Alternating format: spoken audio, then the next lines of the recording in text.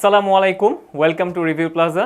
আমি আহমেদ আসিফ বলছি মরিশাস থেকে। তবে হেটার্সরা বলবে আমার পিছনে মনিটর চলতেছে, আমি বাংলাদেশে আছি। না, ওদের কথায় কান দিবেন না, আমি মরিশাসে আছি। মরিশাসে নিয়ে আসছি অ্যামএসফিটের দুটি স্মার্ট ওয়াচ।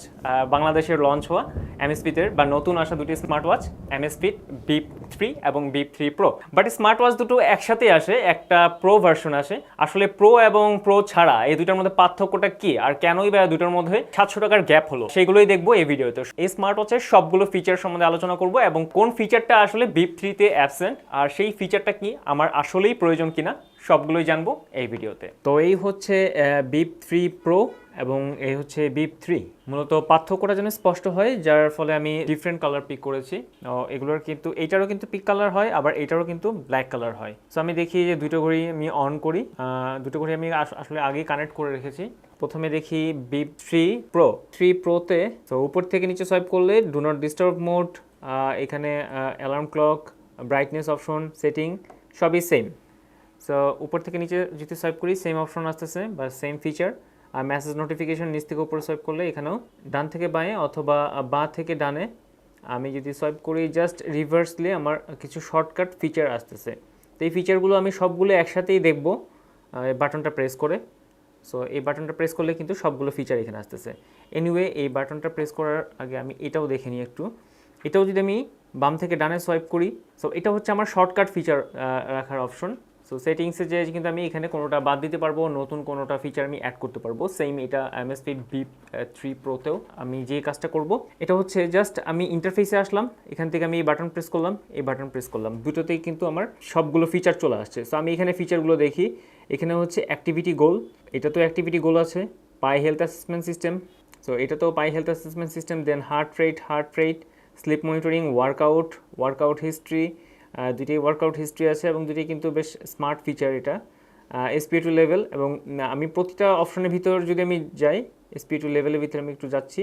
যেমন আমি যদি হার্ট রেটে যাই, এটাতেও হার্ট রেটে গেলাম, এটাতেও হার্ট রেটে গেলাম।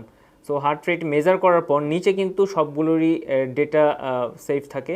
সো বিপিএম, এখানে কিন্তু রিল্যাক্স, ওয়ার্ম আপ, কত পার্সেন্ট, এই অপশনগুলো কিন্তু সবগুলো এখানে ডেটাগুলো পাওয়া যায়। সো এই দুটোই কিন্তু যথেষ্ট স্মার্ট। এখন আমি জাস্ট আরও নিচে যাই, কী অপশন আছে। স্লিপ মনিটরিং, ওয়ার্কআউট হিস্ট্রি, মানে দুইটাতেই হিস্ট্রি রাখার অপশন আছে। আমার ওয়ার্কআউটগুলো হিস্ট্রি আকারে থেকে যাবে এবং চাইলে আমি দেখতে পারবো যে উইকলি কোন দিন কতটুকু এক্সারসাইজ করলাম, বা আমার কোনো মেডিকেল রিকোয়ারমেন্ট থাকলে সেটা ফুলফিল হয়েছে কিনা বা সেদিন হয়নি এরকম। SpO2 লেভেল, স্ট্রেস মেজার করার অপশন দুটোতেই আছে। ব্রিড ট্রেনিং অপশন, দেন সাইকেল ট্র্যাকিং, মানে দুটোতেই এই ফিমেল সাইকেল ট্র্যাকার আছে বিপ 3 প্রোতে। টু ডু লিস্ট আসলে এই স্মার্ট ওয়াচ যেগুলো আমরা ব্র্যান্ডের স্মার্ট ওয়াচ সবগুলোতে আজকাল দেখা যায়। অ্যালার্ম ক্লক, সেটিং অপশন এবং মোর। সেটিং অপশনের ভিতরে যাই আমি, দুটোতেই setting option, watch face change করার অপশন আছে, auto screen lock, lift up. তো সবগুলো ফিচার। প্রেফারেন্সে গেলেও আমি ওই যে প্রথমে যেটা বললাম, আমার শর্টকাট অপশনে আমি চাইলে শর্টকাটগুলো আমি আমার মতো কাস্টমাইজ করে নিতে পারি। তো আমরা দুটোতেই প্রেফারেন্সে গেলে শর্টকাট অ্যাপস, সো অ্যাপ শর্টকাটে যদি যাই আমি, এটা তো অ্যাপ শর্টকাটে যাই। এইটাই হচ্ছে সেটা, আমি যেটা ডান থেকে বাঁয়ে এবং বাম থেকে ডানে সোয়াইপ করছিলাম যখন স্মার্ট ওয়াচটা অন ছিল। আমি চাইলে এখানে কোনো একটা অপশন এখান থেকে ডিলিট করে দিতে পারি, বা কোনো একটা অপশন আমি এখানে এন্ট্রি করাতে পারি। এনিওয়ে, সো সেটিংয়ের পর আছে মোর অপশনের মধ্যে weather music countdown stop watch, then world clock, এটা তো ওয়ার্ল্ড ক্লক আছে। Camera, remote camera control, find phone. Well, so literally আমরা কোনো পার্থক্য কিন্তু দেখতে পাচ্ছি না, কিন্তু একটা পার্থক্য কিন্তু আছে এখানে, যেটা হচ্ছে আমরা অ্যাপ থেকে গেলে দেখতে পাবো। সো আমরা যখন অ্যাপ অন করব তখন আমরা বিল্ট ইন জিপিএস দেখতে পাবো না, বাট এটাতে কিন্তু সেই জিপিএসটা শো করার অপশন আছে। সো আমরা দেখতে পাচ্ছি দুটি স্মার্ট ওয়াচের ফিচারের মধ্যে আসলে কোনো পার্থক্যই নেই। সো ওয়াচ ফেস, এটাতেও 60টা ওয়াচ ফেস, এটাতেও 60 ওয়াচ ফেস। ওয়ার্কআউট মোড, দুটোতেই 60+ ওয়ার্কআউট মোড।